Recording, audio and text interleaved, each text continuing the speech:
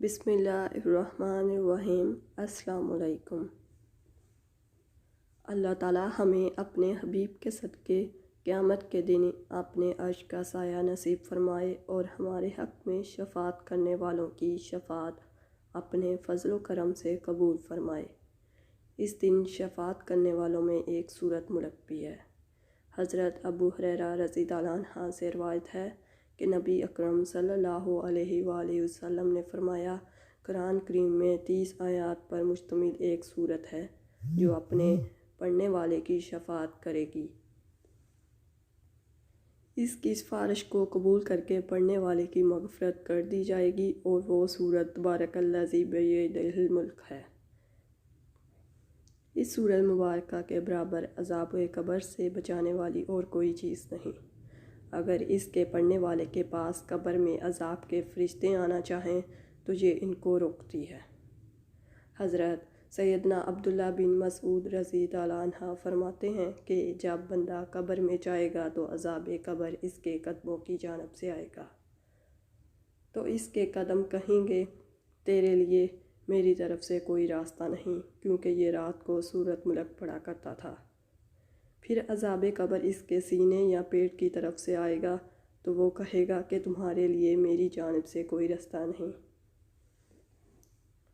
کیونکہ یہ رات میں سورۃ ملک پڑھا کرتا تھا۔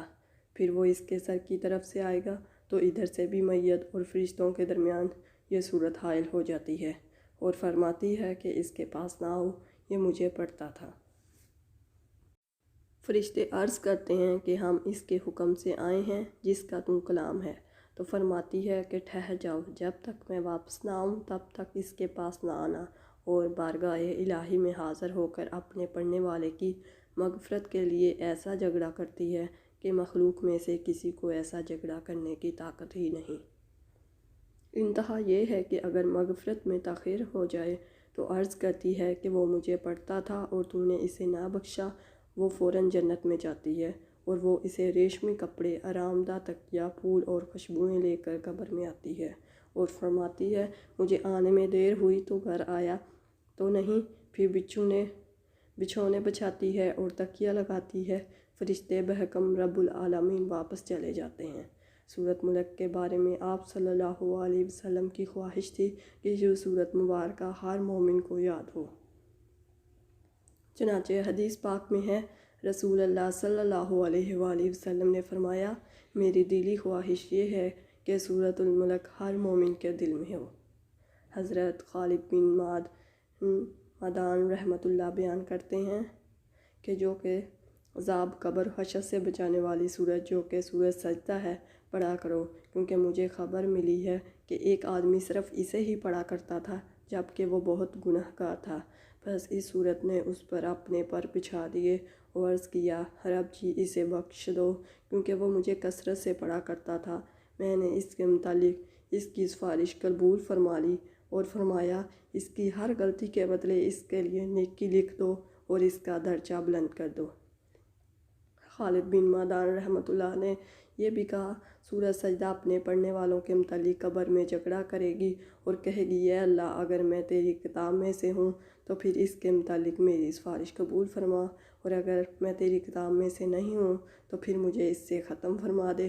اور وہ پرندے کی طرح ہوگی اور اس پر اپنے پر پھیلا دے گی اور اس کی سفارش کرے گی اور اسے عذاب قبر سے بچا لے گی۔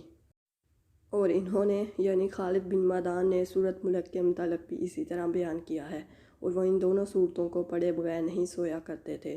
اور طاؤس رحمۃ اللہ بیان کرتے ہیں، ان دونوں صورتوں کو قرآن کی ہر صورت پر 60 نیکیوں سے فضیلت دی گئی ہے۔ سورۃ ملک کے فضائل کے بارے میں جو احادیث وارد ہوئی ہیں ان میں سے بعض تو متعلق ہیں، یعنی کسی خاص وقت کی قید نہیں ہے، جبکہ بعض احادیث بھی رات کو پڑھنے کا ذکر ہے۔ حضرت جابر رضی اللہ عنہ سے روایت ہے کہ نبی کریم صلی اللہ علیہ وسلم سورۃ سجدہ اور سورۃ ملک پڑھے بغیر نہیں سوتے تھے۔ حضرت عبداللہ بن مسعود رضی اللہ عنہ کہتے ہیں کہ جس نے ہر رات تبارک الذی بیدہ الملک پڑھی، اللہ تعالیٰ اس کی وجہ سے عذاب قبر سے نجات دے گا۔ ہم اس صورت کو نبی کریم صلی اللہ علیہ وآلہ وسلم کے دور میں المانعہ یعنی بچاؤ کرنے والی صورت کہتے ہیں۔ کتاب اللہ میں یہ ایسی صورت ہے جو بھی اسے ہر رات پڑھے گا اس نے بہت اچھا اور زیادہ کام کیا۔ اور حضرت عبداللہ بن عباس رضی اللہ عنہ سے روایت ہے کہ رسول اللہ صلی اللہ علیہ وسلم کے ایک صحابی رضی اللہ عنہ نے ایک قبر پر خیمہ لگایا اور ان کو پتہ نہ تھا کہ یہ قبر ہے۔ خیمے میں بیٹھے بیٹھے اچانک انہوں نے سنا کہ اس قبر میں ایک انسان ہے جو سورت تبارک الذی بیدہ الملک پڑھ رہا ہے۔ پڑھتے پڑھتے اس نے پوری سورت ختم کر دی۔ یہ واقعہ انہوں نے حضرت رسول اکرم صلی اللہ علیہ وسلم کی خدمت میں حاضر کیا تو آپ نے فرمایا کہ یہ سورت عذاب کو روکنے والی ہے، یہ سورت عذاب سے نجات دینے والی ہے، اس کو قبر کے عذاب سے بچا رہی ہے۔ حضرت ابو ہریرہ رضی اللہ عنہ سے روایت ہے کہ رسول کریم صلی اللہ علیہ وسلم نے فرمایا کہ بلا شبہ قرآن میں ایک سورت ہے جس کی 30 آیتیں ہیں، اس نے ایک شخص کی سفارش کی یہاں تک کہ وہ بخش دیا گیا۔ پھر فرمایا کہ وہ سورت تبارک الذی بیدہ الملک ہے۔ حضرت سیدنا ابن عباس رضی اللہ عنہ نے ایک آدمی سے فرمایا کہ کیا میں تجھے ایک حدیث تحفے کے طور پر نہ دوں جس کے ساتھ تو خوش ہو جائے؟ تو اس نے عرض کی بے شک۔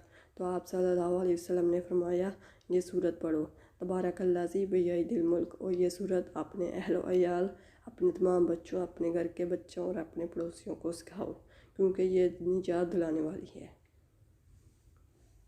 اور قیامت کے دن اپنی کاری کے لیے اپنے رب کے پاس جھگڑا کرنے والی ہے، اور یہ اسے تلاش کرے گی تاکہ اسے جہنم کے عذاب سے نجات دلائے، اور اس کے سبب اس کا کاری عذاب سے نجات پا جائے گا۔